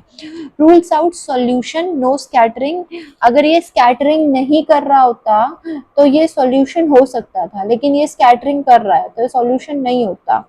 और सस्पेंशन भी नहीं है क्योंकि सेटल डाउन नहीं करता, नीचे भी नहीं बैठता। तो हमने सारी प्रॉपर्टीज पढ़ी, इसकी सारी प्रॉपर्टीज कोलोइड्स वाली थी, ना तो सॉल्यूशन वाली प्रॉपर्टी थी, ना ही सस्पेंशन वाली प्रॉपर्टी थी। इसीलिए क्लाउड्स को हम कोलोइड्स में मानते हैं कि ये कोलोइड्स है, जिसमें डिस्पर्स्ड फेज जो होता है वो वाटर होता है और डिस्पर्सल मीडियम जो है वो एयर होती है। इसका हिंदी में भी आंसर लिखा हुआ है, हिंदी मीडियम वाले बच्चे इसको हिंदी में लिख लें। अगला क्वेश्चन है, why do cities with lot of smoke and dust in the air often look hazy, वो शहर जहां पर बहुत सारी धुंध होती है, धुआं होता है और डस्ट होती है, धुआं और डस्ट होता है, वो हेजी, हेजी मतलब ऐसा धुंधला धुंधला सा क्यों दिखता है वहां पर? क्योंकि स्मोक जो है बेटा वो छोटे छोटे कार्बन के पार्टिकल्स होते हैं, डस्ट जो है छोटे छोटे रेत के पार्टिकल्स होते हैं, और ये दोनों ही कोलोइड साइज के होते हैं। ये जब एयर के अंदर रहते हैं तो ये कोलोइड बना लेते हैं, हवा में छोटे छोटे सॉलिड पार्टिकल्स कोलोइड बना लेते हैं। फिर जब ये कोलोइड पार्टिकल्स बन रहे हैं तो इसमें सनलाइट जो है चारों तरफ स्कैटरिंग करती है, चारों तरफ बिखर जाती है, टिंडल इफेक्ट दिखाई देता है। तो ये जो टिंडल इफेक्ट होता है इसकी वजह से ये जो लाइट चारों तरफ बिखरी रहती है, इससे विजिबिलिटी लो हो जाती है, थोड़ा धुंधला दिखना शुरू हो जाता है। इसीलिए जो शहर है जहाँ ज्यादा, जितने ज्यादा डस्ट के पार्टिकल्स, जितने ज्यादा कार्बन के पार्टिकल्स, धुआं जितना ज्यादा, उतना ज्यादा टिंडल इफेक्ट, और टिंडल इफेक्ट ज्यादा होगा तो धुंधला दिखाई देगा, फॉगी फॉगी सा दिखाई देगा। इसलिए एटमॉस्फेयर जो है वो ब्राउन ब्राउन से कलर का, ग्रे से कलर का दिखाई देता है। इसको हम स्मॉग बोलते हैं, जो हमारी दिल्ली में हमेशा हुआ रहता है। नवंबर के टाइम पर स्मॉग हो जाता है, जो पॉल्यूशन बोलते हैं, जिसको पॉल्यूशन हो गया, वो इसी वजह से होता है। थोड़े से डस्ट पार्टिकल्स आ जाते हैं, थोड़ी सी धुंध आ जाती है, और उस वो सारा का सारा हमारी हवा में फंस के रह जाता है, जिससे टिंडल इफेक्ट बहुत ज्यादा बढ़ जाता है। हिंदी में भी इसका आंसर दिया हुआ है।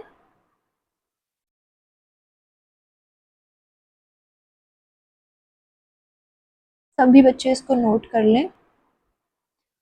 उसके बाद अब अगला, separation nature our bodies and environment, हमारी बॉडी में, नेचर में, एनवायरनमेंट में सेपरेशन का क्या यूज है? जो इतनी देर से हम 3-4 घंटे से सेपरेशन सेपरेशन पढ़ रहे हैं, उस सेपरेशन का यूज क्या है? तो सेपरेशन में देखो, सबसे पहले अगर हम अपनी बॉडी की बात करें तो हमारी बॉडी में किडनी हमारे ब्लड को सेपरेट, ब्लड में से वेस्ट को सेपरेट करती है, अलग करती है और यूरिन बनाती है। रोज लगभग 180 लीटर ब्लड रोज साफ किया जाता है किडनी के द्वारा, और सेंट्रीफ्यूगेशन के द्वारा भी ब्लड बैंक के अंदर ब्लड को साफ किया जाता है। नेचर में वाटर साइकिल होता है, सी वाटर इवेपोरेट करता है, वो भाप बन के ऊपर जाता है, कंडेंस बन के बादल बनते हैं और फिर वापस बारिश बन के नीचे आता है। तो ये इवेपोरेशन और कंडेंसेशन की प्रोसेस होती है, ये उसका नेचर का अपना खुद का डिस्टिलेशन सिस्टम है, डिस्टिलेशन ये करता है। एनवायरनमेंट में सीवेज, जो पानी ज़्यादा गंदा हो जाता है, उसको हम अपने एनवायरनमेंट से कैसे साफ कर सकते हैं? तो जो नाली वगैरह का जो पानी आता है, इसको हमेशा बेटा ऐसे ही नहीं फेंका जाता है, इसकी भी सफाई करी जाती है, जो यमुना नदी की सफाई करी जा रही है, ये सब कुछ। यहाँ सेडिमेंटेशन करा जाता है, पहले हैवी वेस्ट को नीचे बिठा दिया जाता है, कोएगुलेशन करी जाती है, फिटकरी जैसी चीज़ें उसके अंदर डालकर उसको, जो थोड़े बहुत पार्टिकल्स, फाइन पार्टिकल्स होते हैं, उनको और बिठाया जाता है, फिर फिल्ट्रेशन करा जाता है। फिल्ट्रेशन करने के बाद साफ पानी मिलता है। और ये साफ पानी टॉयलेट में, फ्लश में, पानी पेड़ों को पानी देने में और इंडस्ट्रीज में ये यूज़ किया जा सकता है।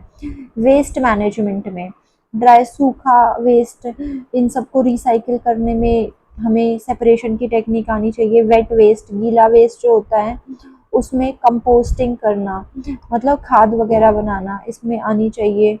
और research recovery lithium from old mobile, laptop batteries, batteries जो होती हैं उनमें से, पुराने मोबाइल्स में से लिथियम को निकालना और फिर से यूज़ करना। Valuable separation at industrial scale, बड़ी बड़ी इंडस्ट्रीज में कुछ केमिकल्स ऐसे होते हैं जो बार बार रीयूज किए जाते हैं, वो भी सेपरेशन टेक्निक से किए जाते हैं। Cleaning oceans and river, oceans और रिवर को क्लीन करना, प्लास्टिक वेस्ट हटाना। और साइंस में सेपरेशन टेक्निक का बहुत लार्ज स्केल पर इन दोनों में भी यूज़ किया जा सकता है। तो अगर ये क्वेश्चन आएगा कि हमारे नेचर में, हमारे एनवायरनमेंट में या हमारी डेली लाइफ में सेपरेशन का क्या यूज़ है, तो इसमें तुम ये 4-5 पॉइंट लिख सकते हो और ये आ सकता है। ये बहुत इम्पॉर्टेंट टॉपिक है, तो सारे बच्चे इसको ज़रूर नोट कर लें। स्टार फैक्ट में, by improving separation method we can make the world cleaner, healthier and more sustainable. अपने सेपरेशन मेथड्स को और भी अच्छा करके हम अपने वर्ल्ड को और भी साफ सुथरा, हेल्दी और ज़्यादा आगे के लिए यूज़ करने लायक बना सकते हैं। इसमें चैप्टर 5 के की पॉइंट्स क्या क्या हैं? मिक्सचर्स जो हैं वो होमोजीनस और हेट्रोजीनस होते हैं। हमने जो जो पढ़ा वो बता देती हूँ। मिक्सचर्स के बारे में पढ़ा, होमोजीनस, हेट्रोजीनस, और फिर सॉल्यूशन, सस्पेंशन और कोलॉइड्स के बारे में भी पढ़ा, विलयन, निलंबन और कोलॉइड। सेपरेशन के बारे में पढ़ा, सेपरेशन की टेक्निक्स पढ़ी बहुत सारी। क्रिस्टलाइजेशन, क्रिस्टल बनाना पढ़ा। डिस्टिलेशन, जो 25 डिग्री सेल्सियस से ज़्यादा बॉइलिंग पॉइंट में डिफरेंस होगा किसी का, तो वो डिस्टिलेशन मेथड से अलग होंगे, वो पढ़ा। पेपर क्रोमेटोग्राफी पढ़ी, पेपर क्रोमेटोग्राफी से हम अलग अलग कलर्स को अलग कर सकते हैं। सेपरेटिंग फनल से दो इमिसिबल लिक्विड्स को अलग किया जा सकता है। दो लिक्विड्स जो होंगे हमारे, जो एक दूसरे के अंदर मिक्स ना हो, उनको अलग कर सकते हैं। 7th नंबर पे हमने सब्लिमेशन पढ़ा, बिना लिक्विड पे जाए डायरेक्ट सॉलिड से गैस बनाना। सेंट्रीफ्यूगेशन, सेंट्रीफ्यूगेशन मतलब तेज तेज किसी चीज को घुमा घुमा कर भारी कणों को हल्के कणों से अलग करना। कोएगुलेशन, कोएगुलेशन में हम कोई एक चीज डालते हैं, कोई केमिकल डालते हैं, जिससे जो दो चीजें मिक्स होती हैं, कोई एक चीज उसके चारों तरफ इकट्ठी होने लग जाती है और वो दूसरे से अलग हो जाती है। टिंडल इफेक्ट, टिंडल इफेक्ट जो धूल के कणों को हम मूव करते हुए देखते हैं, लाइट जाने का रास्ता हमें दिखाई देता है, वो टिंडल इफेक्ट होता है। तो अभी तक हमने ये सारी चीजें पढ़ी। मिक्सचर के type, heterogeneous, homogeneous. Solution, solute plus solvent solution बनाता है। होमोजीनस होता है, एग्जाम्पल दिया है। हमने कंसंट्रेशन के फॉर्मूले पढ़े थे, mass by mass, mass by volume और वॉल्यूम बाय वॉल्यूम। इन तीनों के हमने न्यूमेरिकल देखे थे। सॉल्युबिलिटी के बारे में पढ़ा था, सॉल्युबिलिटी मतलब मिक्स होना। मैक्सिमम सॉल्यूट कितने टेम्परेचर पर डिसॉल्व हो सकता है। सैचुरेटेड सॉल्यूशन क्या होते हैं? सैचुरेटेड सॉल्यूशन जब हम और ज़्यादा सॉल्यूट को ऐड नहीं कर सकते हैं, तब उसको सैचुरेटेड बोलते हैं। सैचुरेटेड को हिंदी में बोलते हैं संतृप्त विलयन। सॉलिड इन लिक्विड, सॉलिड के अंदर अगर हम लिक्विड मिक्स कर रहे हैं, तो जैसे जैसे टेम्परेचर बढ़ाएंगे, उसे गर्म करेंगे, तो सॉलिड और ज़्यादा मिक्स होता है। मतलब पानी में चीनी गर्म करेंगे तो ज़्यादा घुलेगी। लेकिन अगर वैसे ही पानी में कोई गैस मिला रहे हैं, तो टेम्परेचर बढ़ाने पर वो गैस बाहर निकल जाती है, वो उसके अंदर मिक्स नहीं हो पाती। हमने एक सॉल्युबिलिटी कर्व भी देखा था। उसके बाद हमने ORS के बारे में पढ़ा। ORS कैसे बनता है, मतलब मास बाय मास वॉल्यूम से बनता है। एक फिक्स अमाउंट सॉल्ट का होना चाहिए, एक फिक्स अमाउंट शुगर का होना चाहिए।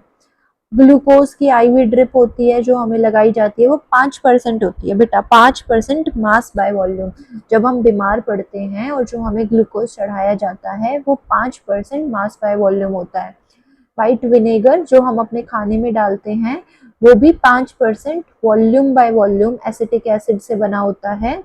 और सेलाइन ड्रिप, जो नॉर्मल नमक वाली NaCl वाली ड्रिप हमें लगाई जाती है, वो 0.9 NaCl होता है मास बाय वॉल्यूम में।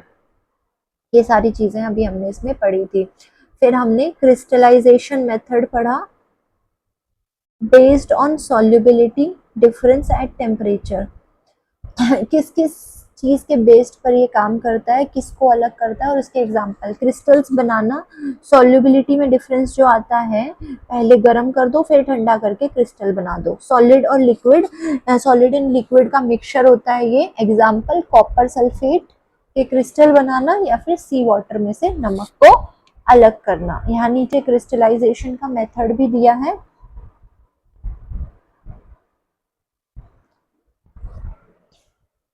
गरम सैचुरेटेड सॉल्यूशन होता है हमारे पास, उसको गरम ही फिल्टर करते हैं, फिर ठंडा करते हैं, फिर क्रिस्टल्स बन जाते हैं, फिर फिल्टर करके ड्राई कर देते हैं। अगला मेथड है हमारा डिस्टिलेशन का।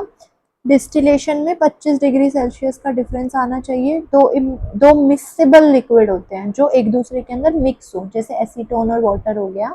फिर एक चीज जो है पहले बॉईल होकर बाहर निकल जाती है, और दूसरी चीज हमारी उसी के अंदर रह जाती है। उसके बाद आता है paper chromatography, rate of movement on paper. Paper पे किसी कलर की मूवमेंट, कोई कलर लिक्विड जो होता है अलग अलग कलर का, उनकी मूवमेंट। सॉल्युबल कंपोनेंट, जो पानी के जो मिक्स होते हैं सॉल्युबल एक दूसरे के अंदर, उनको अलग अलग करते हैं हम। जैसे example black ink, plant pigment, food की डाइज, फूड में जो डाइज होती हैं वो सब कुछ इनसे अलग किया जा सकता है। ये रिवीजन चल रही है, चैप्टर कंप्लीट हो चुका है।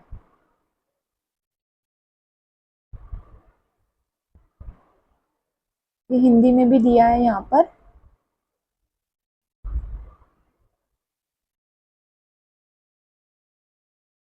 एक फ्रैक्शनल डिस्टिलेशन टॉपिक भी है इसमें। ये फ्रैक्शनल डिस्टिलेशन, इसमें हम पेट्रोलियम रिफाइनरी से LPG, petrol, kerosene, diesel, lubricating oil, bitumen, इन सबको अलग करते हैं। ये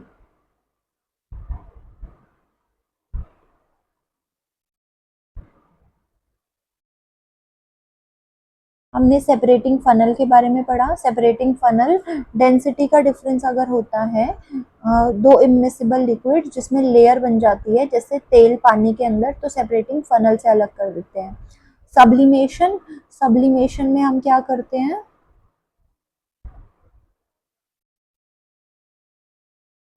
सब्लिमेशन में एक चीज जो है वो सॉलिड से डायरेक्ट गैस में कन्वर्ट हो जाती है। तो उससे कैम्फर सैंड, जैसे कपूर की गोलियां और मिट्टी मिक्स हो गई है, उनको अलग करना हो तो वो सब्लिमेशन प्रोसेस से अलग हो जाती है। ऊध्र्वपातन बोलते हैं हिंदी में।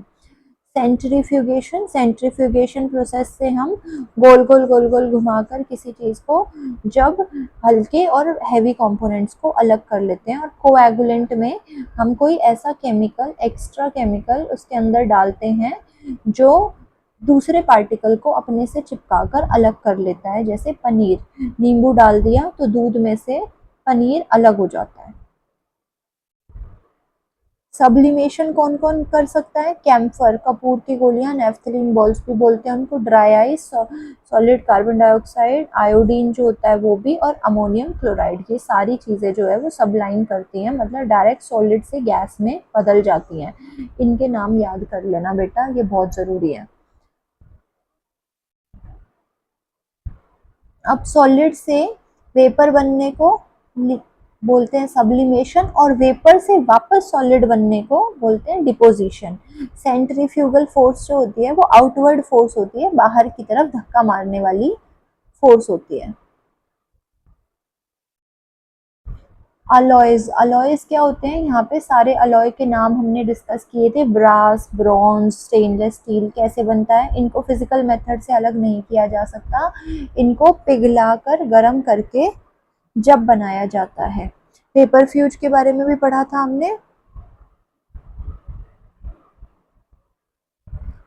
पेपर फ्यूज क्या होता है, जहाँ पर लाइट नहीं होती वहाँ पर ब्लड को चेक करने के लिए उसमें से कुछ भी ब्लड टेस्ट वगैरह करने में ये पेपरफ्यूज बॉक्स यूज किया जाता है। हिंदी में ये नीचे सारा दे रखा है। उसके बाद इमल्शन के बारे में पढ़ा था। इमल्शन क्या होते हैं? इमल्शन कॉलॉइड्स होते हैं जहां पर दोनों फेज लिक्विड हो। ये ऑयल इन वाटर या वाटर इन ऑयल, मेन दो टाइप के इमल्शन होते हैं। एग्जाम्पल दिया है मिल्क वैनिशिंग क्रीम। ये एग्जाम्पल बेटा जरूर याद करने हैं। ऑयल इन वाटर कब है और वाटर इन ऑयल कब है? पानी में तेल कब मिलाया है और तेल में पानी कब मिलाया है, और उनके एग्जाम्पल्स क्या हैं? स्टेबलाइज बाय इमल्सिफाइंग एजेंट, और ये किस चीज से स्टेबल होते हैं? वैसे तो ये अलग दिखाई देते हैं हमेशा मूव करते हुए, तेल ऊपर तैरता हुआ दिखाई देगा, लेकिन इनको स्टेबल करने के लिए कि ये पूरा थ्रू आउट सेम दिखाई दे, एक इमल्सिफाइंग एजेंट्स डाले जाते हैं। वो इमल्सिफाइंग एजेंट हर बार अलग अलग होते हैं। मेमोरी ट्रिक में हमारे पास सॉल्यूशन, सस्पेंशन और कोलॉइड की SSA ट्रिक बताई थी। SSC ट्रिक बताई थी। वो SSC ट्रिक यहाँ पर भी है। पार्टिकल का साइज, क्या वो सेटल डाउन करेगा या फिर वो स्कैटर करेगा, ये दोनों चीजें इसमें बताई जा रही हैं। फिर उसके बाद में यहाँ पर हमारा डिफरेंस है जो हमने पहले पढ़ा था, सॉल्यूशन, कॉलॉइड्स और सस्पेंशन के बीच में, नेचर, पार्टिकल साइज, ये हम सारा पढ़ चुके हैं। ये डिफरेंस फिर से यहाँ पर आया है, इसको सारे बच्चे रीड कर लें और नोट कर लें। उसके बाद mass by mass, mass by volume और वॉल्यूम बाय वॉल्यूम के इन्होंने एग्जाम्पल दिए हैं। एग्जाम्पल में हमारे पास यहाँ पर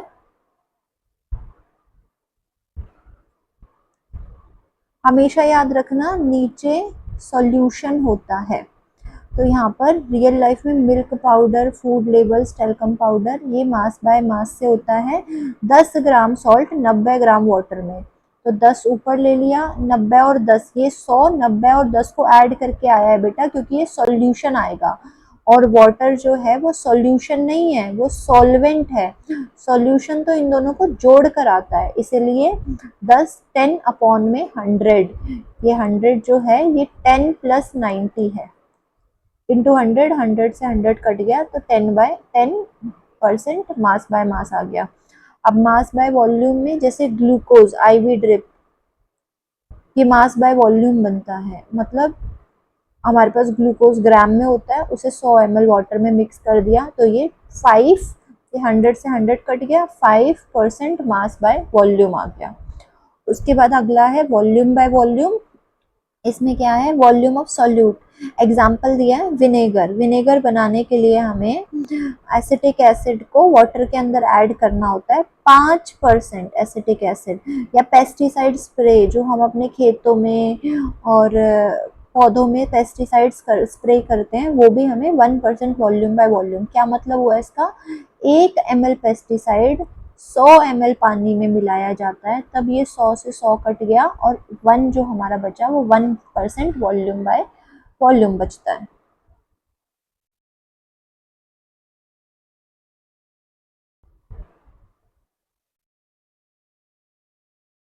ये तीनों के हमने एग्जाम्पल देख लिए।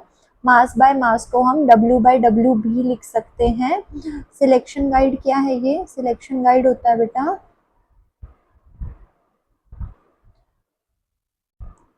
अगर दोनों लिक्विड होंगे तो ऑब्वियसली वॉल्यूम बाय वॉल्यूम बनेगा। एक सॉलिड को लिक्विड के अंदर मिक्स किया जा रहा है तो मास बाय मास होगा, और अगर दोनों के दोनों सॉलिड को सॉलिड में ही मिक्स किया जा रहा है तो मास बाय मास होगा। तो ये ऐसे याद रखना है कि किस चीज को ऐड कर रहे हो। ऑब्वियसली लिक्विड है तो अपना ml में जाएगा और सॉलिड है तो ग्राम में जाएगा। अब यहाँ पर हमें कुछ सेपरेशन मेथड्स दिए हैं। Separation methods, salt plus water है तो हम इवेपोरेशन करेंगे। पानी में नमक है और हमें नमक निकालना है तो हम इवेपोरेशन कर सकते हैं और क्रिस्टलाइजेशन कर सकते हैं।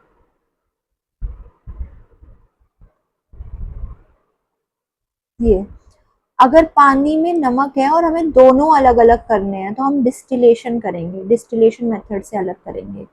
इम्प्योर सॉलिड में से प्योर क्रिस्टल्स निकालने हैं तो हम क्रिस्टलाइजेशन, क्रिस्टल्स बनाएंगे। एसीटोन और वाटर है, दोनों का डिफरेंस 44 डिग्री सेल्सियस का है, तो हम कैसे अलग करेंगे, डिस्टिलेशन से अलग करेंगे। पेट्रोलियम में से उसकी चीज़ें निकालने कच्चे तेल में से, तो फ्रैक्शनल डिस्टिलेशन करेंगे। इंक, डाई, डाई इंक, इन सबको अलग अलग करना है तो paper chromatography.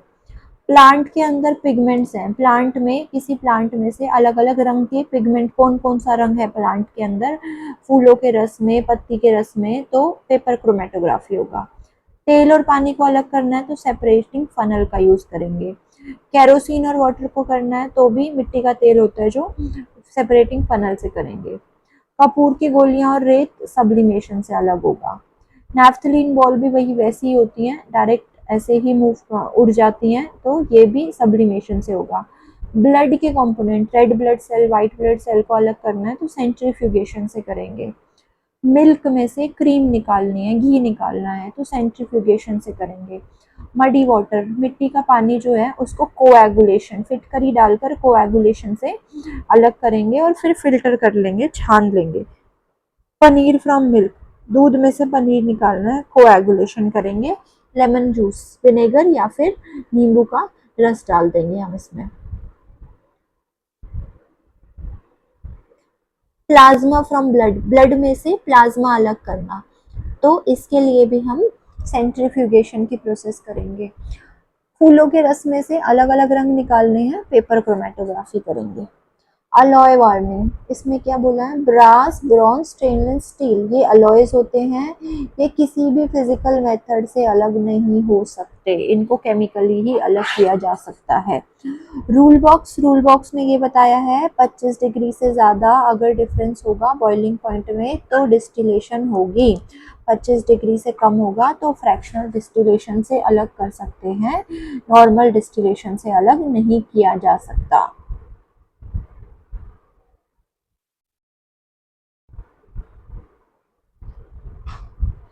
Boiling point table, boiling point table में हमारे पास यहाँ पे बॉइलिंग पॉइंट का टेबल दे रखा है हमने, अलग अलग टेबल हैं। वाटर का बॉइलिंग पॉइंट कितना है, अल्कोहल का बॉइलिंग पॉइंट कितना है, बेंजीन का कितना है, ये क्लोरोफॉर्म का, एसीटोन का, ये सारे हमारे पास बॉइलिंग पॉइंट का पूरा टेबल है। इस बॉइलिंग पॉइंट के टेबल को देखकर जो 25 डिग्री सेल्सियस का, 25 डिग्री सेल्सियस का जो डिफरेंस आएगा उससे हम अलग अलग कर सकते हैं, उसके अलावा हम इसको अलग नहीं कर सकते, मतलब डिस्टिलेशन से अलग हम नहीं कर सकते। यहाँ पर देखो पेयरिंग बना रखी है, पेयरिंग वाटर और एसीटोन है, 44 डिग्री सेल्सियस का डिफरेंस है, सिंपल डिस्टिलेशन से अलग हो जाएगा। वाटर और क्लोरोफॉर्म मिक्स किया है, 39 डिग्री सेल्सियस का डिफरेंस है, सिंपल डिस्टिलेशन से हो जाएगा। और बाकी ये जितने भी दिए हैं कॉम्बिनेशन, ये सारे के सारे कॉम्बिनेशंस जो हैं इनमें 20 डिग्री सेल्सियस का डिफरेंस है, 25 का नहीं है, तो ये डिस्टिलेशन से नहीं हो सकते, फ्रैक्शनल डिस्टिलेशन से हो सकते हैं, लेकिन सिंपल डिस्टिलेशन से ये अलग नहीं हो सकते। तो हम यहाँ पे रूल बॉक्स में जो हमने डिफरेंस बताया था अभी 25 डिग्री वाला, वो रूल बॉक्स यहाँ पर काम करता है, वो हमने इस टेबल में देख लिया है। यही सारी चीज हिंदी में यहाँ पर दी गई है। अब उसके बाद ये रीड कर लेना, ये तो नॉर्मल जो अभी पढ़ाया था, सॉल्ट, नमक कैसे बना था पुराने टाइम पे, नमक का कैसे अलग किया जा सकता था, डेक बाप का डिस्टिलेशन मेथड जो कन्नौज में मिट्टी का इत्र वगैरह था, इनमें कैसे क्या यूज करते थे, ओआरएस के बारे में बताया है। ये बहुत ज्यादा इंपॉर्टेंट टॉपिक नहीं है, बस एक बार रीडिंग की जरूरत है इसको बस। ये साइंटिस्ट के बारे में यहाँ पे फिर से रिवाइज करवाया गया है, इसको भी एक बार रीड कर लेना, ज़्यादा डिटेल में पढ़ने की ज़रूरत नहीं है, सिर्फ एक रीडिंग की ज़रूरत है, रोक कर एक रीडिंग कर लेना। अब ये इम्पॉर्टेंट क्वेश्चंस हैं, प्लीज सभी बच्चे ये इम्पॉर्टेंट क्वेश्चंस ज़रूर देखें, इतना डिटेल में सब कुछ पढ़ा है, यहाँ पर हिंट भी दी गई है। तो ये सारे क्वेश्चंस तुम्हें खुद से करने हैं नोटबुक के अंदर सभी बच्चों को। अगर तुम ये क्वेश्चंस कर लेते हो तो बहुत इजी हो जाएगा ये चैप्टर तुम्हें समझ में आने में। यहाँ पे की ग्लॉसरी टेबल है, क्या क्या इंपॉर्टेंट पॉइंट्स हैं, ये सारे पॉइंट्स एक बार जब एग्जाम के टाइम पे रिवीजन करोगे तो इनको नोट करके ये टिक करते जाना कि कितना कितना पढ़ लिया, क्या ये सारे टॉपिक तुम्हें आते हैं। अगर ये सारे टॉपिक तुम्हें आते हैं तो इस चैप्टर में कोई भी पॉइंट तुम्हारा नहीं बचेगा। माइंड मैप, माइंड मैप क्या होता है बेटा, जब भी हमें साइंस में अच्छे आंसर लिखने होते हैं तो हमें इस तरीके से टेबुलर फॉर्म में आंसर देना होता है। तो यहाँ पर जैसे टेबल बनाकर सारे पॉइंट्स को एक बार फिर से रिवाइज करवाया गया है। ये माइंड मैपिंग, कोई भी टॉपिक तुम जब पढ़ो तो उसके आंसर्स जब देखो लिखो तो इस तरीके से टेबल बनाकर तब ये आंसर लिखा करना।